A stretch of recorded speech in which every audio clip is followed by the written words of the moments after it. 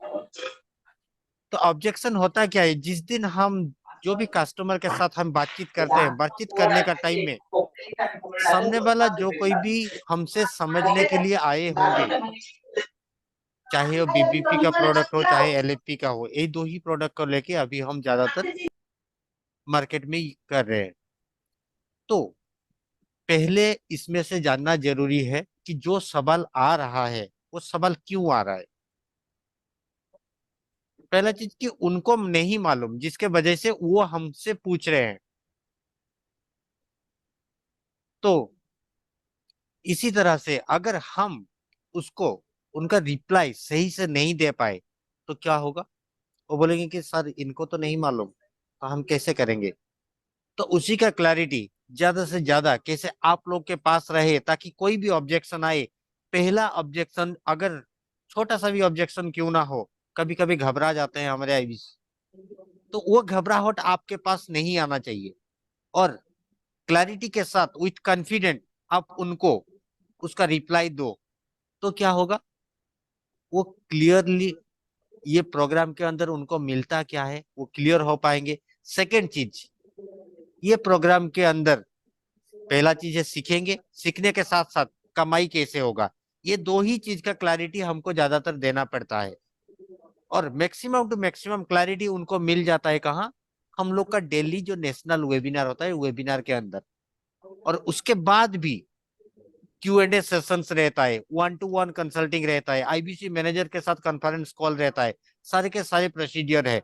अगर हम सही से प्रोसीडियर को ही फॉलो करेंगे तो ऑब्वियसली क्लाइंट का जो भी प्रॉब्लम है उसका हम क्लैरिटी दे पाएंगे। ठीक है।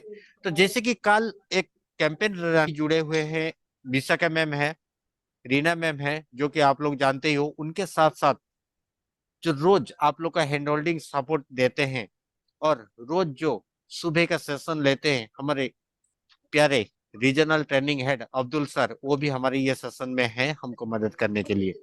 हाँ, तो इसीलिए आप लोगों से मैं जोरदार क्लाप लेना चाहूंगा अब्दुल सर के लिए। तो अब्दुल सर को वेलकम कीजिए हमारे ये प्रोग्राम के अंदर। आप लोग अनम्यूट करके जोरदार एक क्लाप के साथ अब्दुल सर को वेलकम कीजिए। Thank you everyone. ऐसा लग रहा है रीना मैम का मन नहीं है ताली मारने का। रीना मैम दोबारा ताली मारो मेरे लिए। Very good. हो नहीं गया अच्छा था, bro. I am so sorry, मैं ऐसे ही मजाक कर रहा था। देवक सर आप कंटिन्यू करो, मैं सुन रहा हूँ आपका सेशन। हाँ, okay sir. Started really well, बहुत बढ़िया, keep it up. Okay thank you sir. चल जाता है, मुझे अभी नहीं करना है बाद में देखेंगे। मुझे अभी नहीं करना है बाद में देखेंगे। 100 जल्दी से कीजिए, सही है। लेकिन बीबीपी प्रोग्राम के अंदर ये तो सारा चीज मैं तो समझ ही लिया हूँ, लेकिन सर मुझे अभी नहीं करना है बाद में करना है। सर एकदम सही बोल रहे हैं। तो इससे पहले थोड़ा मैं जान सकता हूँ किसके लिए नहीं चाहिए आपको, क्या रीजन है, प्रॉब्लम सर क्या आ रहा है एक्चुअली आपको? पढ़ाई भी तो अभी चल रहा है, तो जिसके वजह से मैं अभी नहीं करना चाहता हूँ, वो थोड़ा सा मेरा फैमिली में भी इश्यू चल रहा है जिसके वजह से मैं नहीं करना चाहता हूँ। सर माफी चाहता हूँ, लेकिन एक क्वेश्चन पूछना चाहता हूँ आपसे, पूछ सकता हूँ? जरूर सर। सर आप जो अभी बोल रहे हैं कुछ प्रॉब्लम चल रहा है, तो मैं जान सकता हूँ क्या प्रॉब्लम चल रहे हैं, ताकि श्योर आपको सर, श्योर सर। कुछ एक्चुअली सोल्यूशन दे क्या है पाए? कि मैं पढ़ाई के लिए तो 3-4 घंटा टाइम दे देता हूँ, उसके साथ साथ जो कि मेरा पर्सनल काम है वो काम के लिए मेरा टाइम चला जाता है, इसलिए मुझे ज्यादातर टाइम नहीं मिलता है। जी जी, 24 घंटा में 2 घंटा नहीं दे पाएंगे आप खुद का ग्रोथ के लिए? और सर नहीं हो रहा है जिसके दे वजह से पाएंगे? अभी मैं रुक रहा हूँ, तो सर बाद में मैं आपको कनेक्ट करता हूँ। ठीक है sir, take your time. Sir जरूर बताएंगे, आप कुछ भी प्रॉब्लम है तो मेरे को शेयर कीजिए, मैं उसका सॉल्यूशन दे पाऊंगा। Okay sir. Okay thank you Deepan sir. Okay Rajesh sir. किया था। आपने अपना कीमती समय निकाल के पूरा वेबिनार भी अटेंड किया। आप बोल रहे हैं आपको अच्छा भी लगा, लेकिन यही रीजन है कि आपके पास टाइम नहीं है। मैं जितना समझ पाया आपके बातों का, कि आपके पास अभी टाइम नहीं है, क्योंकि आप टाइम दे रहे हो और अपना खुद का कुछ काम कर रहे हो जिससे आप टाइम नहीं दे पा रहे। सही बता रहा हूँ? Right sir. तो मैं आपसे एक बात पूछना चाहूंगा। सर, आप पढ़ाई जो चार कर रहे हो, उस एंड पर्पस क्या है? क्यों कर रहे हो पढ़ाई? लर्निंग करने के बाद मैं सर जॉब करना चाहूंगा, जिसके वजह से मैं पढ़ रहा हूँ। अच्छा, लर्निंग करने के बाद जॉब करना चाहेंगे, और जॉब से जो इनकम जनरेट होगा, उस इनकम इनकम के लिए, मतलब एंड गोल है आपका, जो अच्छे खासी आपके ड्रीम जॉब मिले, पढ़ाई करना, इसलिए पढ़ाई कर रहे हैं ताकि आप एक अच्छे स्टेबल हो सके या सेटल हो सके, ठीक है?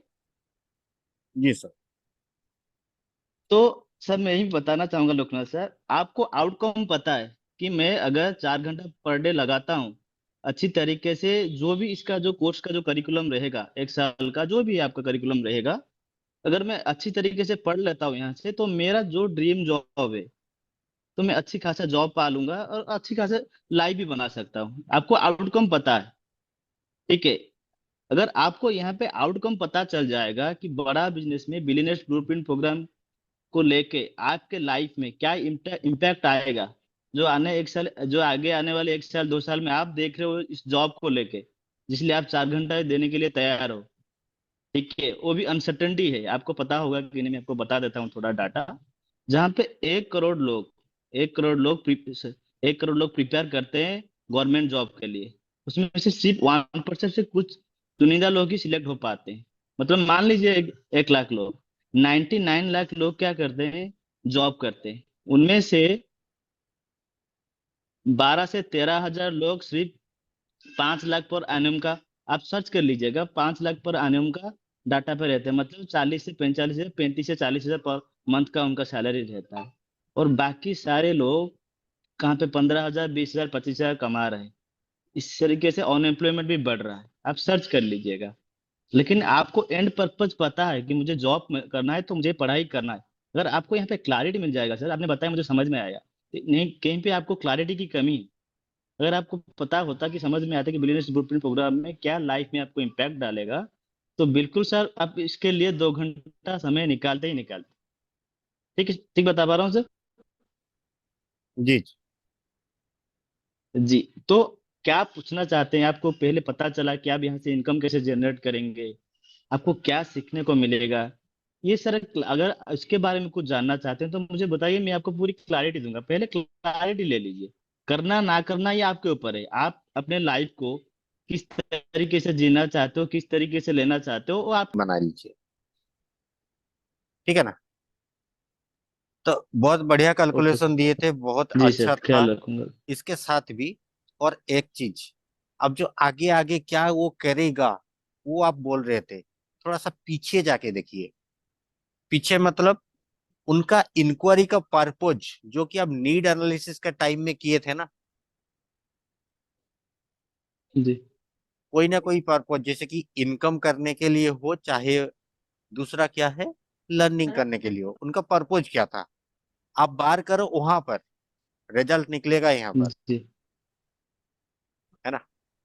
तो जैसे कि जी उनका जी गोल था कि अभी जी स्टूडेंट है वो तो पढ़ाई कर रहे, पढ़ाई करने के साथ भी एक इनकम जनरेट करने के लिए वो इंक्वायरी किए थे। मैं ज्यादातर स्टूडेंट लोगों का ये प्रॉब्लम आता है, बाद में करूंगा, है ना, क्योंकि उनके जी पास जी मेन चीज है, अथॉरिटी उनके पास नहीं रहता है। तो वो सोच के क्या आए थे, मेरा ये ड्रीम होगा, अगर मैं यहाँ से साइन अप कर लूँ, मेरा कमाई होगा, मेरा ये ड्रीम होगा, तो ड्रीम के साथ उसके साथ खेलो, जी सर। ठीक है ना। या फिर विशाखा मैम, रीना मैम कुछ एक्स्ट्रा ऐड करना चाहेंगे इसके ऊपर? बिल्कुल जो भी बोला राजेश सर ने, बिल्कुल सही है। एक्चुअली अगर कस्टमर बोलता है कि मैं अभी नहीं करना चाहता हूँ, तो हमें पहले ना उसे पहले उसकी जो नीड, जैसे सर ने बोला कि हमें उसकी नीड को समझना है। वो ना अपने प्रॉब्लम को क्या, जैसे बोलते हैं ना कि आप उसको स्केल कहाँ तक कर रहे हो, आपके लिए आपका प्रॉब्लम का आप उसे स्केल करो कि वो कितनी प्रायोरिटी है, वो कितना आपके लिए जरूरी है, पहले वो जानना बहुत जरूरी है हमें कि उसके वो प्रॉब्लम उसके लिए कितना महत्व रखता है। अगर वो चाहता है कि हाँ मेरा ये प्रॉब्लम है, ये बहुत जरूरी है, तो जाहिर सी बात है वो उस पे ज्यादा क्या बोलते हैं इम्पोर्टेंस देता तब है ना। तो ये चीज हमें जानना बहुत जरूरी है। ये बोलते हैं कि हमें उसका जो इमोशनल पार्ट है वो चीज हमें समझना होगा कि उसी कौन सी जगह पे। अब ऐसा होता है ना कि कई बार कस्टमर बोलता है कि नहीं मेरा इतने रुपये का कर्जा है कि नहीं। एक एग्जाम्पल के लिए बता रहे हैं, इतना कर्जा है और मेरा इनकम ये है, मैं सिंगल हैंड कमाता हूँ, मेरे ऊपर इतनी रेस्पॉन्सिबिलिटीज है।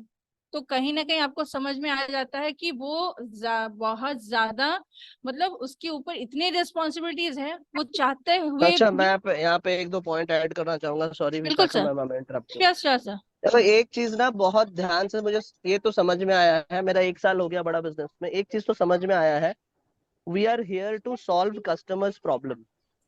तो कस्टमर के प्रॉब्लम को समझने के लिए उसके लाइफ में थोड़ा गहराई से उतरना पड़ेगा। यस जब सर। भी आप कस्टमर का नीड एनालिसिस करते हैं ना, तो या तो उसका प्रॉब्लम, बर्निंग प्रॉब्लम समझ लें, सही सवाल पूछ के कि उसके लाइफ में समस्या क्या है, या और दूसरा तरीका क्या है कि वो क्या करना चाहता है, अचीव, उसका गोल क्या है। ये हर कस्टमर का आपको पूछना है। ऐसा एक दो सवाल में आपको पता नहीं चलेगा। थोड़ा सा आप रैपो बिल्ड करेंगे, आप थोड़ा सा उसको कंफर्टेबल करवाएंगे, वो आपके साथ बात करने में कंफर्टेबल होगा। उसके बाद आप उसके लाइफ में थोड़ा गहराई में उतरना पड़ेगा। उसके गहराई में उतरने का एक ही तरीका है। मैं एक एग्जांपल देता हूँ। फॉर एग्जांपल, मैं जॉब कर रहा हूँ। अब जॉब में तो मुझे पूछना पड़ेगा, सर ये प्राइवेट जॉब है या गवर्नमेंट जॉब है, पहला सवाल। आपका सवाल ही आपको सही आंसर दिलवाएगा।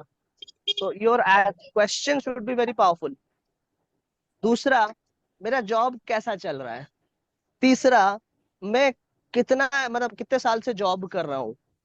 चौथा, आगे का क्या है, जॉब ही कंटिन्यू करूंगा या बिजनेस करूंगा। पांचवा, जॉब में उसको क्या क्या परेशानी आ रहा है। खास करके प्राइवेट जॉब में प्रॉब्लम क्या क्या आप सबको पता है।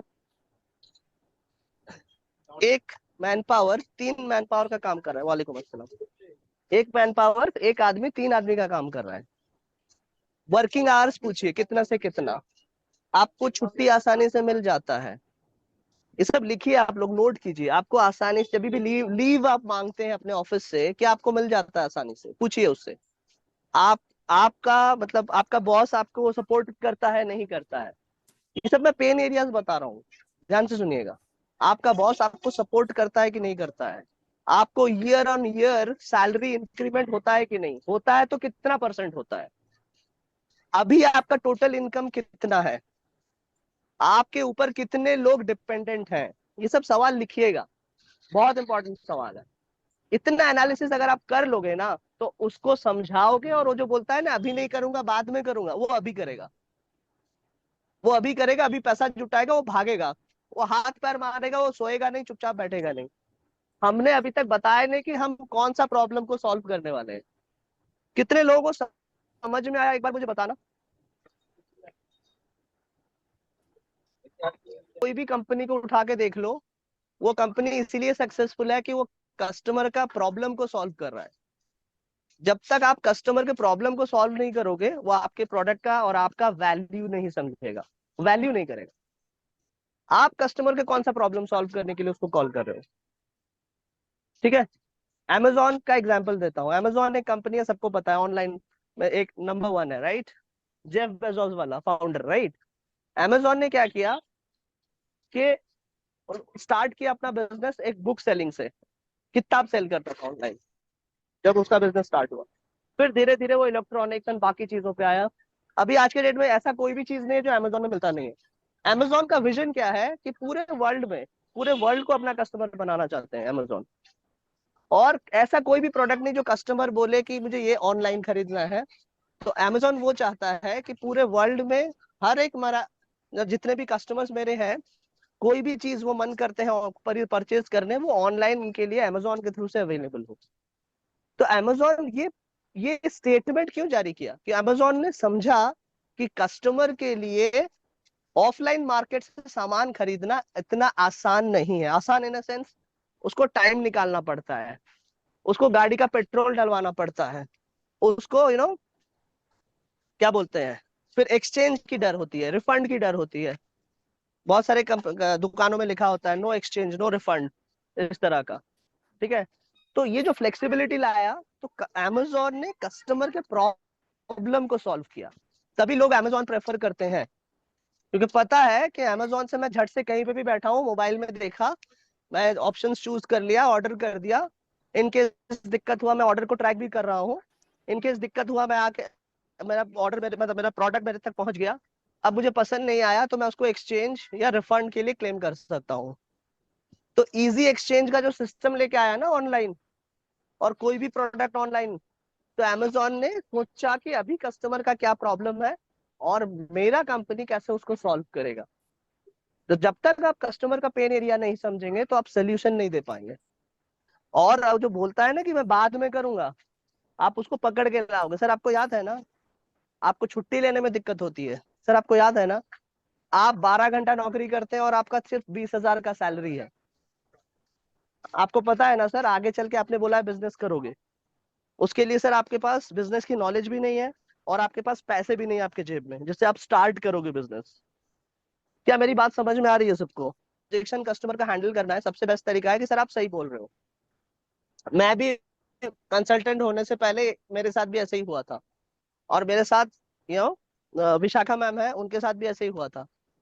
ठीक है, बट रियलिटी जब मुझे पता चला इसका वैल्यू, इसमें क्या क्या मिलता है, कैसे मुझे मदद करेगा, और मुझे इसका वैल्यू मिला, तो फील फेल फाउंड यहाँ पे आपको याद रखना पड़ेगा।